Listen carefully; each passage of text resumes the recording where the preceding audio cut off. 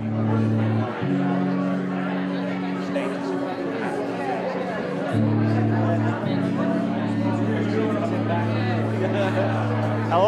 I'm Barry Morris. This is Braemar TV, and welcome to the third Braemar Mountain Festival.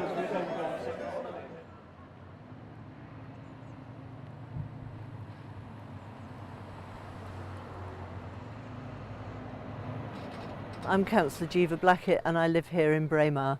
When I became aware of the bus cuts, it was absolutely apparent that this was going to spell disaster for this village. They're based on non-usage of a bus that isn't very reliable at the best of times, and of course Braemar has had literally millions of pounds of investment over the past year. So the cuts are historic, they're not what's going to happen in the future. Where we are at the moment is that the council are reviewing the situation. I've heard that there might be a benefactor who will come along and support the community for the year. We're a very resilient community, as Storm Frank showed. Nothing deters us, and when we have a problem we sort it out. We're quite happy to work with everybody across the piece to find a solution, but 2 months' notice is just not enough, and we need the year to work out what it is we want and how we're going to resolve it, because we can do that.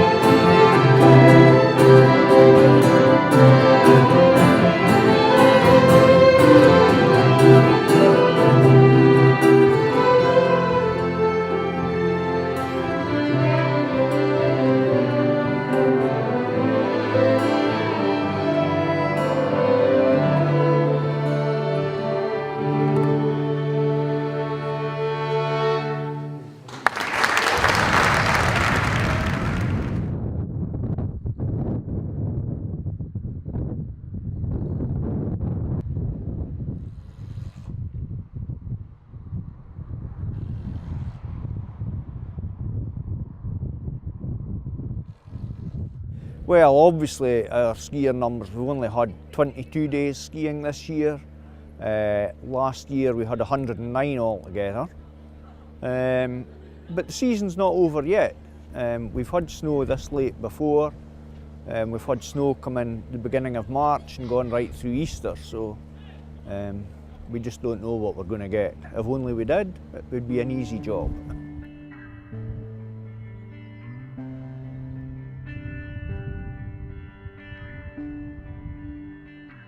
It was an opportunity to live and work in possibly one of the most beautiful settings in the whole of the UK. Me and my partner both met in the mountains, and for us to have an opportunity to raise our family in a mountain environment was probably the biggest appeal. As you may know, it is Queen Victoria's 200th birthday this year, and she did build Balmoral, that is behind me right now.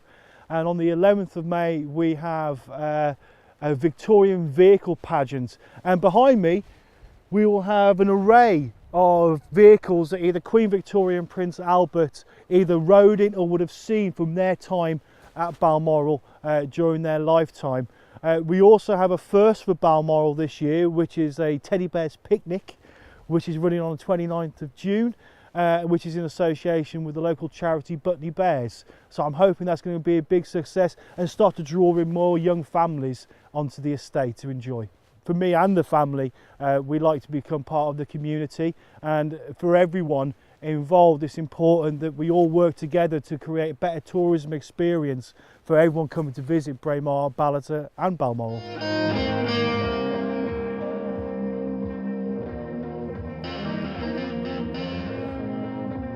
So this is, I'm just kind of adding different loops on top and seeing what fits.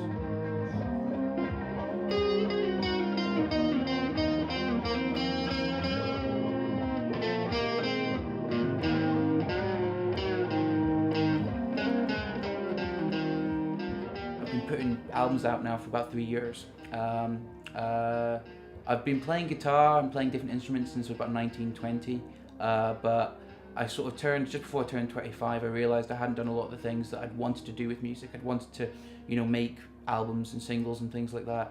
And it was always, well, I need to get a drummer or I need to get someone else involved.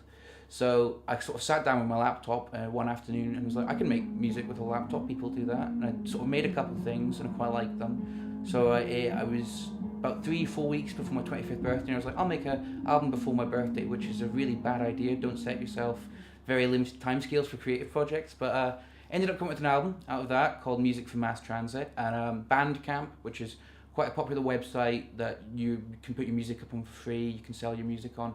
They sort of featured it on their front page of the website as a new and notable piece of music. And I'd never released anything before, and it was a really exciting feeling knowing that a couple thousand people had heard my music, and ended up making a small amount of money off it, but it was the best feeling money I've ever made. So spent the next year sort of building for another album and made that. That's a sort of concept album about Amphiar Liath Moor, which is a sort of local myth about a yeti that lives out in Ben McDurry. But I always thought that was quite a good idea for sort of weird John Carpenter soundtrack type thing.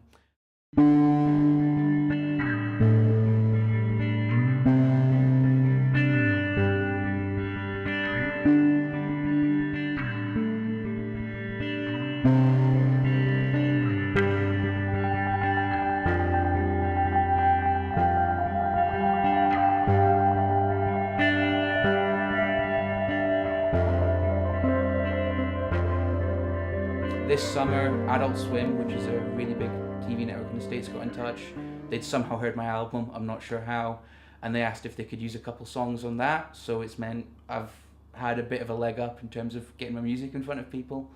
So they used one of my songs this summer, and then they asked in November to use another one, and then they asked if I would take part in the singles program, which, if you're a sad music nerd like I am, is a really big deal. They had Brian Eno on it last year, they had people like Thundercat and stuff like that. So it's people that I've listened to for years, and to get asked to do that was extremely exciting. And that happened, December 20th and December 19th, and I put my album out December 20th. So it's been a very exciting couple of weeks.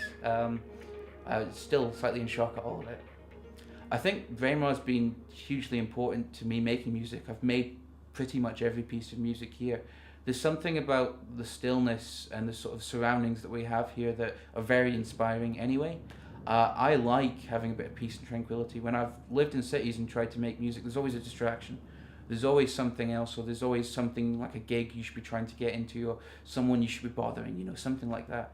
Out here, it's kind of, I'm on my own, I've got my laptop, I can make music with it, and that's kind of, I don't have any other excuses, I don't have anything else to stop me. It was probably about 3 years ago, I said to myself, I'm going to stop playing video games because it's not productive use of my time. Instead, try and focus that sort of stuff into making music. And it's worked quite well. I think somewhere like the Birkwood, which is not far from my house, which is somewhere I go often for a walk, is somewhere I can sort of sit for 20 minutes and be still and sort of look at the environment and think about, what do I want to make? What sort of stuff do I want to make? Does it fit into the context of the surroundings without sounding too pretentious? But that's a lot of, like, the last album was inspired directly by the idea of like the snow, the cold. There's a track on this album called Heavy Boots, which I made in April when it was a really heavy snowy day.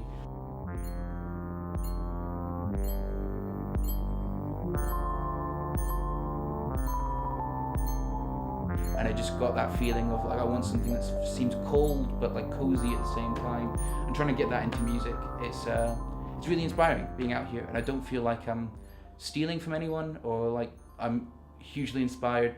I feel like I'm doing stuff on my own, and I'm not going, oh, I like what they're doing, so I'm going to do exactly the same as them.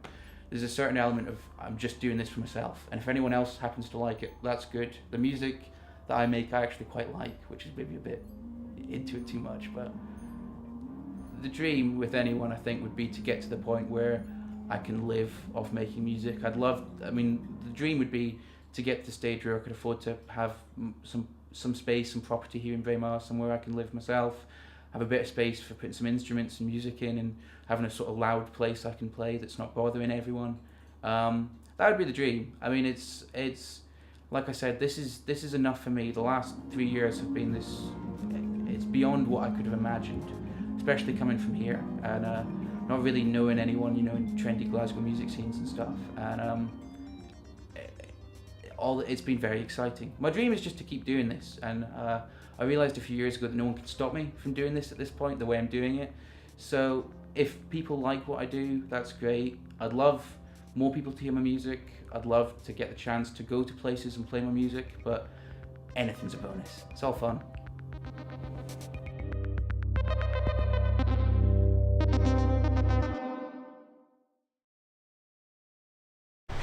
Hi, I'm Susie Farquharson. We're here at my home with my new business, Clooney Cattery. When did the business open? It's been open since the beginning of February now, so yes, it's been really good. I had an open day in February and had a few visitors, and I got about 3 or 4 bookings out of that, so it was really good, yeah. Good. How many cats can you actually accommodate? I've got 3 pens, but they are doubles, so I can have up to 6 cats, but if you've got 2 in a pen, they must be from the same family. You can't mix cats, I'm afraid.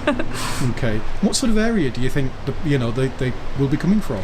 Well, it's funny because I've had 2 come from Ballater, and they said it's quite good because usually they're travelling south, they're going to Edinburgh or Glasgow or south, so it's on the way, really. And for you as well, convenient because it's right next to where you live, so there's always somebody here? Yes, I'm always here. I spend a lot of time with the cats when they're here. I pop in at least every 2 hours. They just seem to be missing their mummies and daddies, and I like to keep them company. And and my house is just here, so I can actually, when I'm sitting watching my telly at night, I can actually see the cattery and I can keep an eye on it as well. So. Yeah. Has cats always been a passion for you? Yes, for some reason I've always loved cats. I don't know why. I've always had a cat or 2, and I just absolutely love them. And I love dogs as well, but I love cats more. Yeah. and the odd cat ornament, I notice. Yes, my house is full of cats, much to my husband's disgust. But he's a cat lover as well, but he really doesn't like the paraphernalia that goes with it that I seem to have accumulated over the years, shall we say. Yeah. And people, I think there's no restrictions how long you can accommodate cats for any length of time? Any length of time, as long as they're willing to pay. Well, I'll have them for, people go on 2-3 week holidays, that's fine, that's not a problem at all. And how do people contact you? They can contact me via Facebook. I've got a Facebook page called Cluny Cattery. They can phone me, and I've got an email address. It's susie@clunycattery.com. So they can email me and phone. And there is an office if people want to call by and just have a look at the facilities? Yes, if you come past my house, you'll see the signs that will guide you around to the back of the house.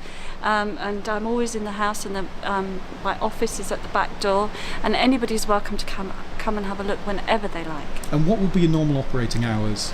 Well, I'm not going to be fussy about that. I know some catteries say that you have to pick up your cat by a certain time and drop it off, but because I'm such a small business, I'm going to be very flexible, and it's worked very well so far.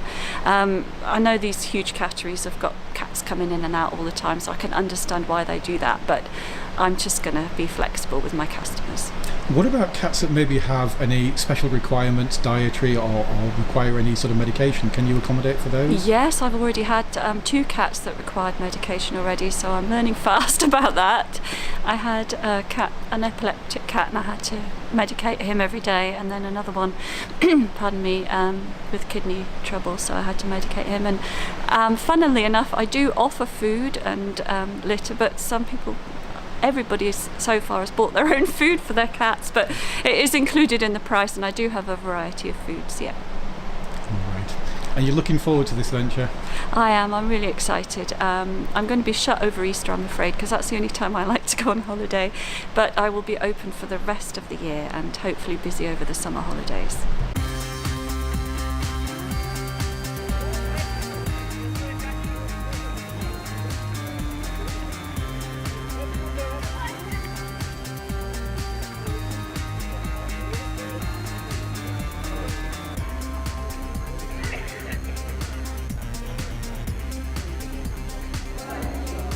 Well, I hope you enjoyed the programme tonight. Everybody here had a great time. So from me, Barry Morris, hope to see you next month. Goodbye.